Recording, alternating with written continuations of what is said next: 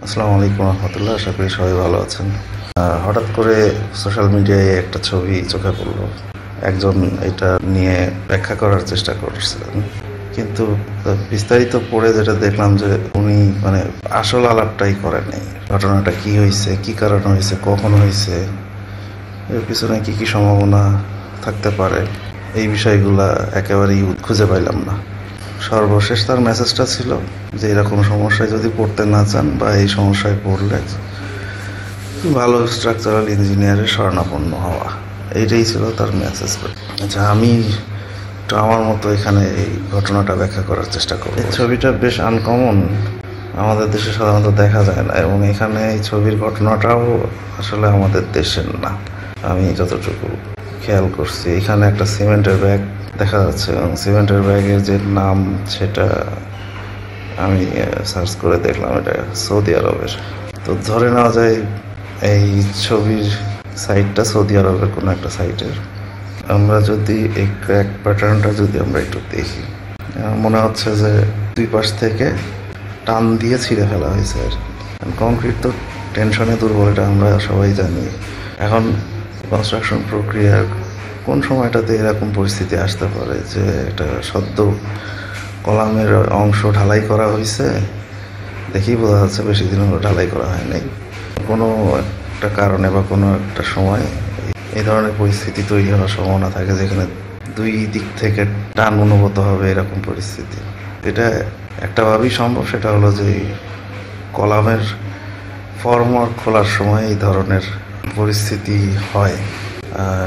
যেসব মিস্ত্রিরা দক্ষ, তারা এটা খোলার সময় অনেক সাবধানতার সাথে খোলে যেন এই পরিস্থিতি না হয়। আবার এটাও হইতে পারে যে ঢালাই করার পরে খুব তাড়াতাড়ি ফর্মওয়ার্কটা খোলার চেষ্টা করা হয়েছে, হয়তো সন্ধ্যাবেলায় ঢালাই হয়েছে, সকালবেলায় খোলার চেষ্টা করা হয়েছে। কাজটা যে করছে তার অভিজ্ঞতা কম, না জানার কারণে দেখা গেছে যে দুই পাশে শাটারিংটা হুট করে টান দিচ্ছে, আর এইভাবে এই অবস্থা হয়েছে আর ক্লিয়ার এই কংক্রিটটা ছুটে গেছে আর কি।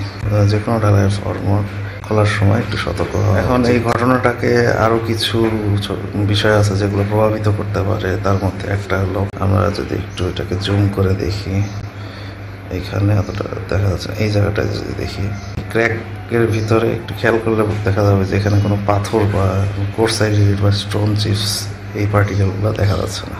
তার মানে এখানে ঢালাই করার সময় সেগ্রিগেশন হয়েছে। সেগ্রিগেশন মানে ফ্রেশ কংক্রিটের ভিতরে যে ফিলার ম্যাটেরিয়ালসগুলো থাকে, সেগুলা যে কোনো একটা টাইপের ম্যাটেরিয়ালস যদি আলাদা হয়ে যায় কোনো কারণে আর কি, সেটাকে সেগ্রিগেশন বলে। এটা এমন হইতে পারে যদি সিমেন্ট আলাদা হয়ে যায়, বা পাথর আলাদা হয়ে যাচ্ছে, বা পানি আলাদা হয়ে যাচ্ছে, অতিরিক্ত ভাইব্রেশন করার কারণে যদি ভিতরের পানিটা উপরে চলে আসে, সেটাও এক ধরনের সেগ্রিগেশন।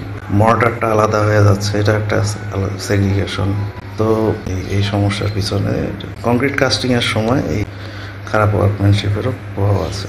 কংক্রিট ঢালাইয়ের সময় ভালোভাবে না করার কারণে ক্লিয়ার কভারের অংশে পাথরের উপস্থিতি কম, সিমেন্ট মর্টার থাকার কারণে এই কলামের কর্নারগুলো তুলনামূলকভাবে অনেক দুর্বল। আর কংক্রিটের মিক্সের কোয়ালিটি এগুলা নিয়ে আলাপ না করি, কিংবা ধরে নিয়ে যে কংক্রিটের ব্যাচ মিক্সিং সেগুলো প্রপারলি হয়েছে, সেদিক থেকে বিবেচনায় এই সমস্যাটা কলামের ফর্মওয়ার্ক খোলার সময় অতিরিক্ত টান পড়ার কারণে বা হ্যাঁচকা টানের কারণে এই ফাটলগুলো আসছে। এর বাইরে আরো একটা সমস্যা হইতে পারে আমার অবজারভেশনে, যেটা আমার কাছে মনে হয়েছে, সেটা হলো যে যদিও অতটা স্পষ্ট বোঝা যাচ্ছে না, এখানে মনে হচ্ছে যে এই সাইড বরাবর আরো 3টা রড আছে, এবং সেগুলোর ক্লিয়ার কভার খুবই কম।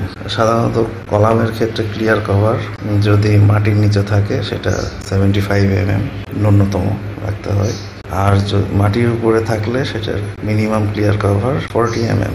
এর থেকে ক্লিয়ার কভার যদি পরিমাণ কম হয়, সেই কংক্রিটের অংশগুলো এভাবে আলাদা হয়ে যাওয়ার সম্ভাবনা থাকে। এখানে যদিও এটা খুব স্পষ্টভাবে বোঝা যাচ্ছে না, যতটুকু মনে হচ্ছে এটাও একটা সম্ভাবনা হইতে পারে যে এখানে বাইরে আরো রড আছে, এই রডের ক্লিয়ার কভার খুব কম হওয়ার কারণে ফর্মওয়ার্ক খোলার সময় ছুটে যাওয়া যেতে পারে। এটা একটা সম্ভাবনা হইতে পারে। তো এই তো আমি এই ছবির ঘটনাটা যথাসম্ভব আমার অভিজ্ঞতায় বিশ্লেষণ করার চেষ্টা করলাম। তবে এখানে বিকল্প অন্য কোনো ঘটনা বা সম্ভাবনা যদি থেকে থাকে বা কেউ মনে করেন, আপনারা শেয়ার করতে পারেন আমার সাথে। সবার জন্য দোয়া এবং শুভকামনা রইল।